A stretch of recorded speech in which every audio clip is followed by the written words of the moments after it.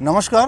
আজকে আমি প্রসেনজিৎ ভাইকে পেয়ে গেছি। ও এসছে অনেক দূর থেকে, খুব ভালো মনের মানুষ এবং খুব ভালো ভালো কন্টেন্ট ও ক্রিয়েট করছে। আমি প্রত্যেকটা মানুষকে বলবো অ্যাকচুয়ালি কী হয়, ভালো কিছু মেসেজ বা ভালো কিছু ভিডিওস আজকের দিনে মানুষ দেখতে চায় না। আজকে ওই সোশ্যাল মিডিয়া খুললেই নোংরামি, অসভ্যতামি। এতে করে কি হচ্ছে যে যারা নোংরামি করছে তাদেরকে দেখে আরও ছেলেমেয়েরা নোংরা পথে এগিয়ে যাচ্ছে, কিন্তু যারা ভালো কন্টেন্ট বানাচ্ছে তাদেরকে কেউ সাপোর্ট করতে চায় না। তো যাই হোক, কিছু মানুষ আছে ভালো জিনিসও দেখবে, কিছু মানুষ আছে খারাপ জিনিসও দেখবে। আমার কথা হচ্ছে, তোমার সামনে মদের গ্লাস এবং দুধের গ্লাস দুটো আছে, তুমি কোনটা তুলবে সেটা তোমার উপর ডিপেন্ড করছে। প্রত্যেকটা ভাই বোনদের আজকে যারা রিচার্জ করে তাদের প্রতিদিন 2 GB ইন্টারনেট ফ্রি পাই। এবার তুমি এপিজে আব্দুল কালামকে সার্চ করবে কি বাজে নোংরা ভিডিও সার্চ করবে সেটা তোমার উপর ডিপেন্ড করছে। তো আজকে ও যে কথাটা আমাকে বলেছে যে নিউ জেনারেশনটা যে আজকে যেভাবে একটা খারাপ রাস্তায় চলে যাচ্ছে, বা তারা এই যে সোশ্যাল মিডিয়া নিয়ে অনেক বেশি বিজি, বা হয়তো পড়াশোনাকে স্কিপ করছে। অনেকে জিজ্ঞেস করতে চাই কী করতে চাও তুমি, ও বলে ইউটিউবার বা কন্টেন্ট বানাতে চাই। তো আমি তাদেরকে একটাই মেসেজ দিতে চাই, দেখো তোমরা যখন স্কুল কলেজে পড়ছো এই সময়টা আমাদের জীবনে খুব ইম্পর্টেন্ট একটা টাইম হয়, ভীষণ একটা ইম্পর্টেন্ট টাইম। কারণ আমাদের প্রত্যেকেরই বাবা মায়েরা তারা চায় যে আমাদের সন্তানেরা ভালো করে পড়াশোনা শিখে মানুষের মতন মানুষ হোক, একদম তাই তো? একদম। এবার আমরা বেশিরভাগ আমাদের দেশে বেশিরভাগ 80% ছেলেমেয়ে বা 90% ছেলেমেয়েরা বলতে পারি যাদের নুন আনতে পান্তা ফোড়ে, এরকম ঘর থেকে আমরা বিলং করি। কার বাবা হয়তো রিক্সা চালাচ্ছে, কার বাবা হয়তো ভ্যান চালাচ্ছে, কে সবজি বিক্রি করছে, কে রাজমিস্ত্রির কাজ করছে, ডেলি ওয়ার্কারের মতন কাজ করছে। তো সেখান থেকে বাবা মায়ের প্রত্যেকটা স্বপ্ন থাকে যে আমরা তো কিছু হতে পারলাম না, তোদের পিছনে টাকা খরচা করছে। একটা প্রাইভেট টিউটর যার কাছে পড়লে মান্থলি কমসে কম 1000 টাকার নিচে কোনো কোচিং সেন্টারই নেই। এবং স্কুল বা কলেজে যে অ্যাডমিশনগুলো আমরা হচ্ছি, বাচ্চাদেরকে করাচ্ছি, সেখানেও একটা ভালো টাকা খরচা আছে। এবং একটা বাবা তার স্বপ্ন, আমরা আজকে ইয়াং জেনারেশনকে দেখছি, কিছুদিন আগেই দেখছিলাম যে কোচিং শেষ হয়েছে, বেরিয়ে সোজাসুজি সিগারেট ধরে নিয়েছে।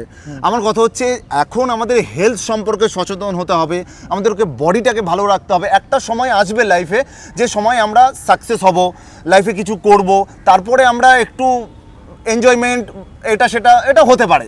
বাট আজকের দিনে আমি বলবো যে যখন স্কুল কলেজে পড়ি এটা হচ্ছে আমাদের জীবনের সবচেয়ে ইম্পর্টেন্ট একটা সময়, আর এই সময়টাকে নষ্ট করাটা আমার মনে হয় বোকামির কাজ। তোমরা যদি কিছু শিখতে চাও শিখে নাও, হেলথ সম্পর্কে সচেতন হও, ভবিষ্যতে কি এম নিয়ে চলছো সেটার উপরে দেখো।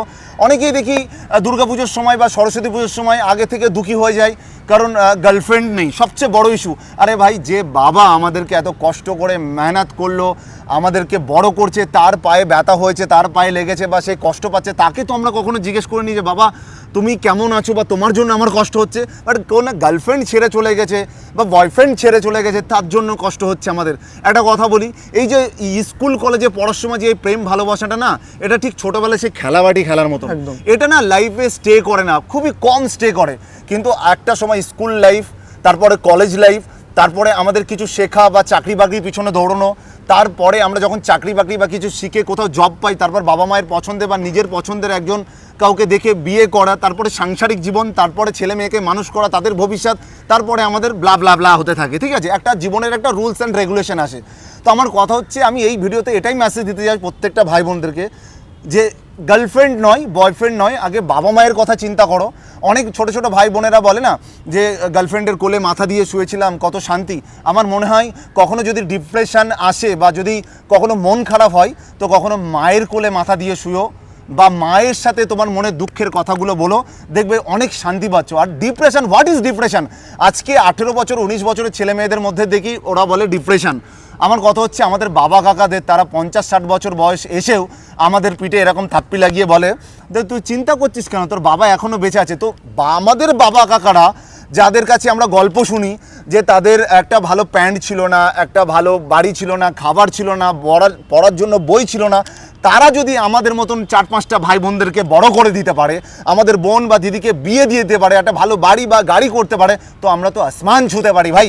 তো বারবার করে বলছি, আজকে যদি সময় নষ্ট করো তো আগামী দিন সময় তোমাকে নষ্ট করবে।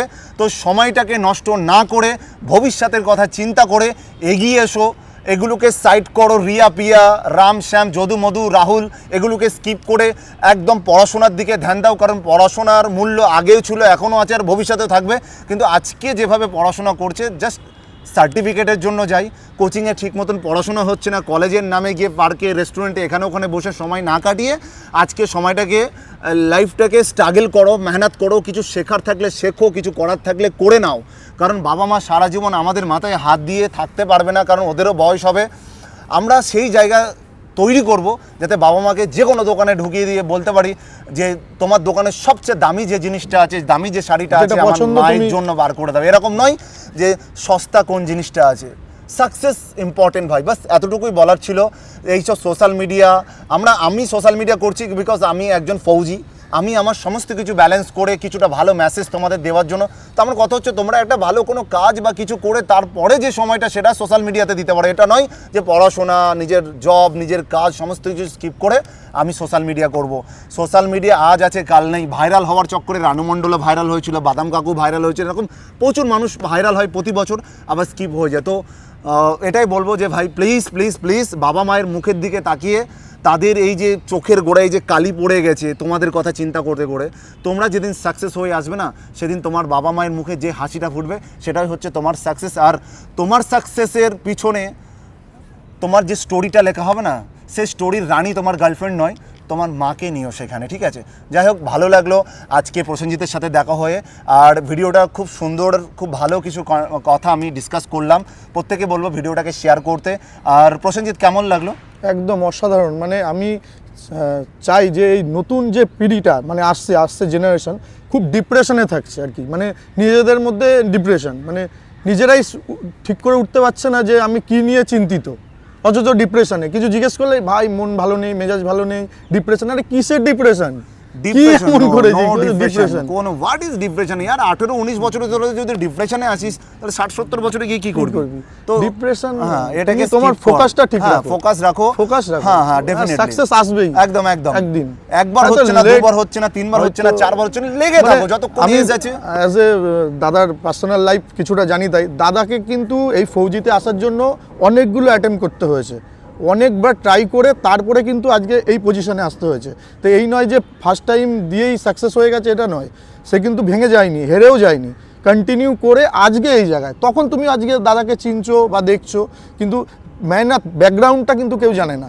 আজকে হয়তো সাকসেসটা সবাই দেখছে। এই ভিডিও দাদা কিন্তু প্রথম ভিডিওটা ছেড়েই প্রচুর ভাইরাল হয়ে যায়নি, এরকম নয়, বা আমিও। তো আমাদেরও কন্টিনিউ করছি, লেগে আছি, ছেড়ে দিইনি, তারপরে আজকে হয়তো একটা জায়গা বা একটা মানুষ দেখছে বা বলছে। তো তোমাদেরও মানে ধরে রাখতে হবে, বাস ছেড়ে দিলে হবে না। একদম একদম, তো সাকসেস আসবেই। একদম ভালো থেকো সবাইকে, সমস্ত ছোট ছোট ভাই বোনদেরকে আমার অনেক ভালোবাসা প্রসেনজিতের। টাটা, বাই বাই, দেখা হচ্ছে আবার নেক্সট ভিডিও।